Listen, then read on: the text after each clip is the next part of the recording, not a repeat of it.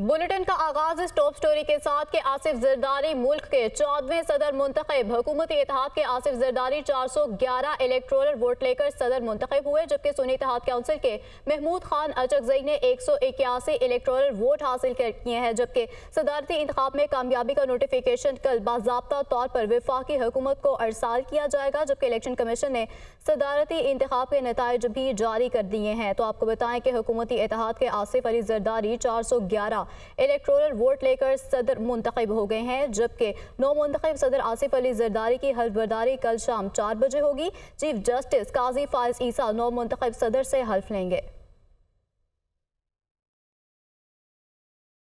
सदारती इंतखाब। हुकूमती इत्तेहाद के पार्लियामेंट और 4 सूबाई असम्बलियों में 721 वोट थे। पार्लियामेंट में 257 में से आसिफ जरदारी ने 255 वोट हासिल किए। पंजाब असम्बली में हुकूमती इत्तेहाद के 247 वोट थे, आसिफ जरदारी को 246 वोट मिले।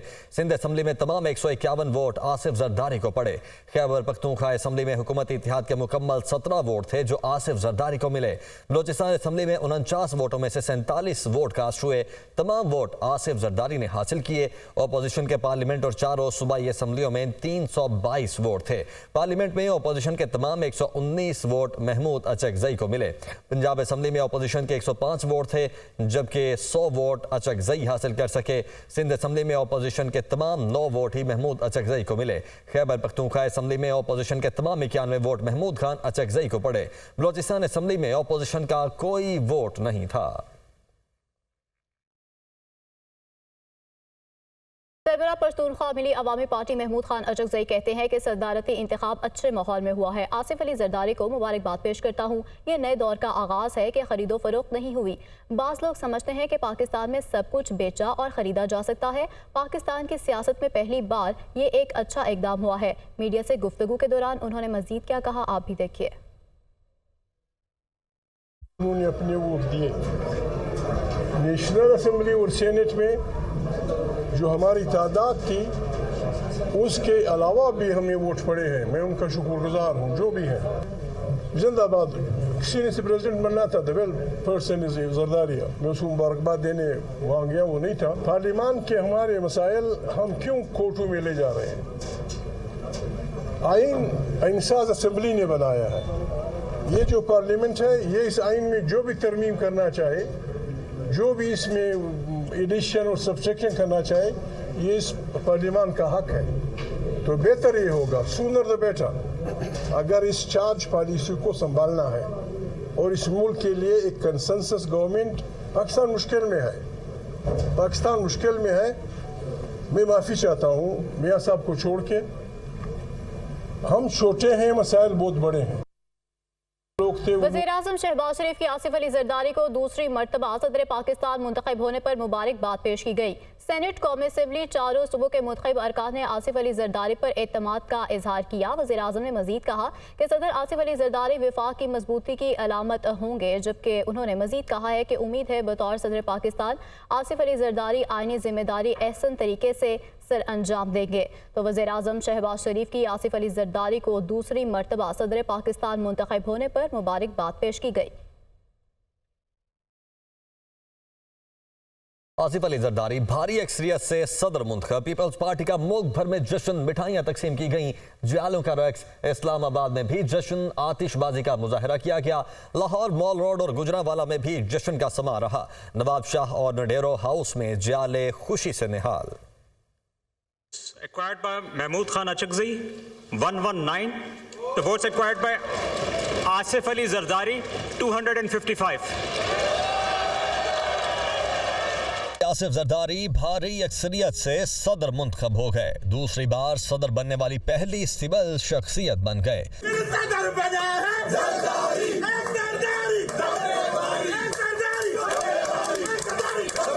सदारती इंतखाब में जीत की खुशी में कारकुनों का जश्न, मिठाइयाँ तकसीम की और भंगड़े डाले। पार्लियामेंट हाउस के बाहर पीपल्स पार्टी कारकुनों की नारेबाजी। पुलिस ने पीपल्स पार्टी के कारकुनान को नारे लगाने से रोक दिया। आसिफ जरदारी के सदर मुंतखब होते ही पंजाब असम्बली के बाहर जालों का जश्न, नारेबाजी। लाहौर मॉल रोड पर भी कारकुनों ने जीत का जश्न मनाया, मिठाइयाँ तकसीम की। नवाब शाह में भी जश्न का समा रहा। जरदारी हाउस में मिठाइयाँ तकसीम की गईं। कारकुनों ने पार्टी तराने पर रक्स किया। नोडेरो हाउस में भी जालों का जश्न, मिठाइयाँ तकसीम। कायद लीग नवाज शरीफ की ज़ेर सदारत अहम इजलास हुआ है। वज़ीर-ए-आज़म शहबाज शरीफ समेत सीनियर लीगी रहनुमाओं ने शिरकत की। जल्द काबीना तश्कील देकर मंशूर पर अमल करेंगे नवाज शरीफ की वज़ीर-ए-आज़म को यह हिदायत जारी की गई है।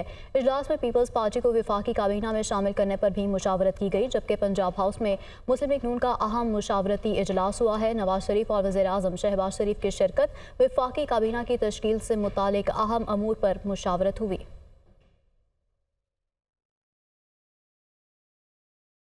वज़ीर-ए-आज़म शहबाज शरीफ ने वफाकी काबीना के लिए मुशावरत मुकम्मल कर ली है। वज़ीर-ए-आज़म का इब्तदाई तौर पर काबीना को मुख्तसर रखने का फैसला।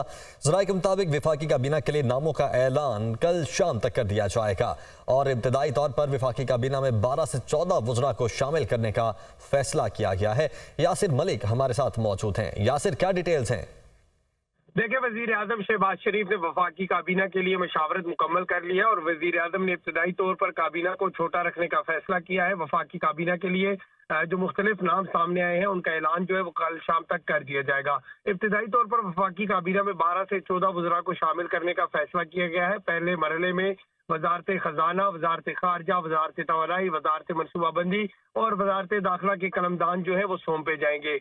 इसके साथ साथ वजारत इत्तलात, वजारत निजकारी और दीगर अहम वजारतें भी वजारतों के वज़रा जो है मुकर्रर किए जाएंगे। इब्तदाई काबीना को पहले मरहले में वफाकी वज़रा को इजाफी वजारतें भी दी जाएंगी। इसमें नई वफाकी काबीना से 9 मुंतखब सदर जो है वो हल्फ लेंगे और वफाकी काबीना में इसाक डार, अताउल्लाह तारड़ और इसी तरह ख्वाजा आसिफ हसन इकबाल को शामिल किए जाने का इम्कान है, जबकि मोहम्मद औरंगजेब, शमशाद अख्तर को भी वफाकी काबीना में शामिल किए जाने का इम्कान है। जी ठीक है यासिर, ये कुछ डिटेल्स आपको अभी तक पता चल सकी है कि किस किस को कौन कौन सा कलमदान दिया जाएगा? देखिए, इस हवाले से अभी जो 2-3 नाम है वो सामने आए हैं। मोहम्मद औरंगजेब जो हैं उनको वजारत खजाना का कलमदान दिए जाने का इम्कान है।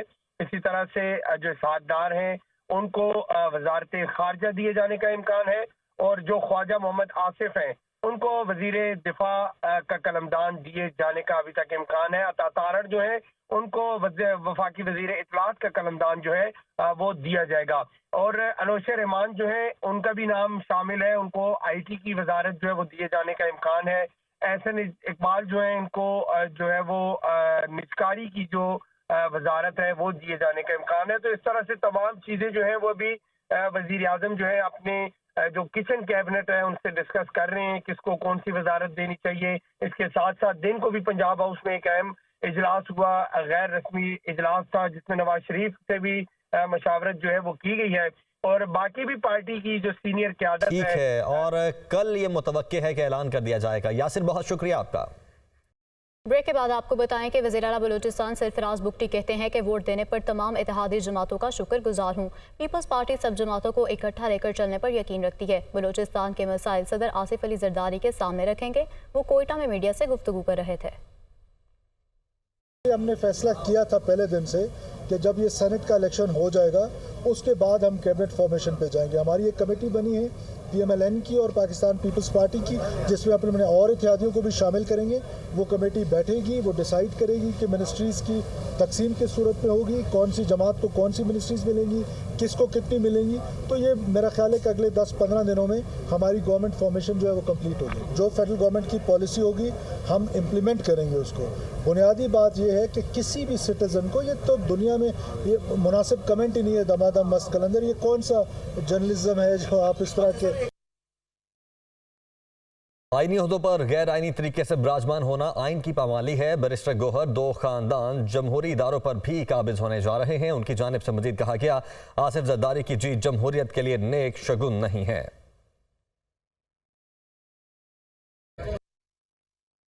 जो भी है हम अदरवाइज भी समझते हैं कि हमारी कामयाबी होनी चाहिए थी और होने के लिए हमारे पास रिक्वायर इलेक्ट्रल कॉलेज में जो विचारे थे वो भी पूरी थी, वो तो हमें डायलूट कराया गया है। लेकिन देखिए, आईनी ओहदे बड़े अहम होते हैं। आईनी ओहदों पे गैर आईनी तर्ज अमल अपनाते हुए उसमें बड़ा जमान होना आइन की पामाली है। सुनिए, मरतबा इन लोगों ने सारे ओहदे की अहलियत को देख के बगैर और जमहूरी अक़दार को बगैर बांटे हैं। ये बंदर बांट वैसे भी नहीं चाहिए। पहले दो ख़ानदान वसाइल पे मुल्क के काबिज थे, अब जमहूरी इदारों पे और उनके जो ओहदे हैं उन पे भी दो ख़ानदान जो है वो काबिज होने जा रहे हैं। मैं नहीं समझता कि जरदारी की जीत जमहूरियत के लिए अच्छा शगुन होगा या इस पार्लियामान की मजबूती के लिए। रहनुमा मुस्लिम लीग नून ख्वाजा आसिफ की मीडिया से गुफ्तगू कहते हैं कि बानी पीटीआई पर जो केसेस हैं वो अदालतों में लड़ें। अदालतें बानी पीटीआई को रिहा कर देती हैं तो बिस्मिल्लाह, हम पर भी बानी पीटीआई के केसेस बनाए गए, हमने केसेस अदालतों में लड़े और अदालतों ने हमें रिहा किया। पाकिस्तान तहरीक इंसाफ की जानिब से कहा जा रहा है कि जब तक साबिक वज़ीर आज़म इमरान खान और कैदियों को रिहा नहीं किया जाता है तब तक हम बैठने के लिए तैयार ही नहीं है। देखें जी, उनके ऊपर जो केसेस हैं वो केसेस अदालतों में लड़ें। अगर अदालतें उनको रिहा कर देती हैं तो बिस्मिल्लाह। हमारे ऊपर केसेस उन्होंने बनाए थे, हमने अदालतों में लड़े थे, अदालतों ने हमें रिहा किया, कभी रिहा किया कभी नहीं रिहा किया, अल्टीमेटली हमें रिहाई मिल गई। तो एक लीगल प्रोसेस है, उससे मशरूत नहीं किया जा सकता। मुल्क के जो निज़ाम है या मुल्क के जो मामलात हैं जो इस वक्त एक एग्जिस्टेंशियल थ्रेट है हमें माशी सूरत हाल की वजह से। वज़ीर इत्तलात पंजाब अज़मा बुखारी ने कहा है कि शानदाना गुलजार पाकिस्तान के खिलाफ मुहिम चला रही हैं। वज़ीर आला मरियम नवाज पर संगीन इल्ज़ामात लगाए, वीडियो दिखाएं और सबूत पेश करें। शानदाना गुलजार के खिलाफ FIA में दरख्वास्त जमा करवा दी है। ज़िले शाह के कत्ल का इल्ज़ाम PTI पर है। वो पंजाब असम्बली के बाहर मीडिया से गुफ्तगू कर रही थीं। शानदाना गुलजार ने जो अब एक MNA है, उसने एक बहुत ही लग़्व और बेसरोपा किस्म का इल्ज़ाम लगाया मरियम नवाज शरीफ साहिबा वज़ीर आला पंजाब के ऊपर, और उसने कहा कि मरियम नवाज की कोई ऑडियो है, ये शानदाना गुलजार साहिबा को FIA के अंदर जो है इनके खिलाफ कंप्लेंट दर्ज करा दी गई है। अब वो आए, आकर वो ऑडियो लेके आए, जो उन्होंने ऑडियो का जिसका जिक्र किया है, आकर वो साबित करें कि जो बात उन्होंने वज़ीर आला पंजाब के बारे में कही थी वो कहाँ है। कत्ल के इल्जामात आपके ऊपर है, ज़िले शाह के कत्ल का बात करते हुए आपको डूब मरना चाहिए शर्म से। सुन्नी इत्तेहाद काउंसिल ने अपोजिशन लीडर की नामजदगी के लिए दरख्वास्त स्पीकर ऑफिस में जमा करवा दी है, जबकि सुन्नी इत्तेहाद काउंसिल ने उमर अयूब की बतौर अपोजिशन लीडर नामजदगी की बाज़ाब्ता दरख्वास्त दे दी है। सुन्नी इत्तेहाद काउंसिल ने अपोजिशन लीडर की नामजदगी के लिए दरख्वास्त स्पीकर ऑफिस जमा करा दी। सुन्नी इत्तेहाद काउंसिल ने उमर अयूब की बतौर अपोजिशन लीडर नामजदगी की बाज़ाब्ता दरख्वास्त दे दी। वज़ीर आला पंजाब मरियम नवाज कहती हैं कि सियासत में गालम गलोच की रिवायत अच्छी नहीं है। आज अल्लाह ने नवाज शरीफ को इज्जत दी, मुखालिफिन भी देखते होंगे। लाहौर में पंजाब कल्चर डे की तकरीब से खिताब करते हुए उन्होंने मजीद कहा कि पंजाब 5 दरियाओं और सूफिया की धरती है। चाहती हूँ पंजाबी का मजमून बच्चों को ज़रूर पढ़ाया जाए। पंजाब के लोग पंजाबी फ़ख्र से नहीं बोलते, अपने बच्चों को उर्दू और अंग्रेज़ी में बात करने का कहते हैं। सियासत में गाली गलोच का, माओ बहनों की इज्जत ना करने का, चाहे वो किसी भी जमात से हों, ये एक अच्छी रिवायत नहीं है। इसने हमारी जड़ों को खोखला करना शुरू किया है। एक लम्हाए फ़िक्रिया है हम सब के लिए, और एक रवादारी का जो कल्चर हुआ करता था कभी कि दूसरे की बहन को, दूसरे की बेटी को, दूसरे की माँ को हम इज्जत देते थे। वो कहते थे ना, माएँ सांझी होती हैं, बेटियाँ सांझी होती हैं। तो हम इन रवायात को भुलाते जा रहे हैं। मेरे लिए बतौर माँ, बतौर बेटी, बतौर बहन, मेरे लिए ये बहुत लम्हा फ़िक्रिया और आप सब के लिए भी होना चाहिए। दिल वालों की धरती है पंजाब, आप भी दिल वाले हैं, मैं भी दिल वाली हूँ। बड़ा अच्छा लगा मुझे आज यहाँ आकर। पंजाबी जब पंजाबी ज़बान बोलता है तो फ़ख्र से नहीं बोलता, बल्कि बच्चों को या उर्दू सिखाते हैं या अंग्रेज़ी सिखाते हैं। और मेरा तो दिल ये भी करता है कि इसको एज ए सब्जेक्ट हमें इंट्रोड्यूस कराना चाहिए ताकि बच्चे इसको पढ़ें और बोलें। Army chief general Asim Munir का रहीम यार खान के करीब फील्ड एक्सरसाइजेस का दौरा किया गया है।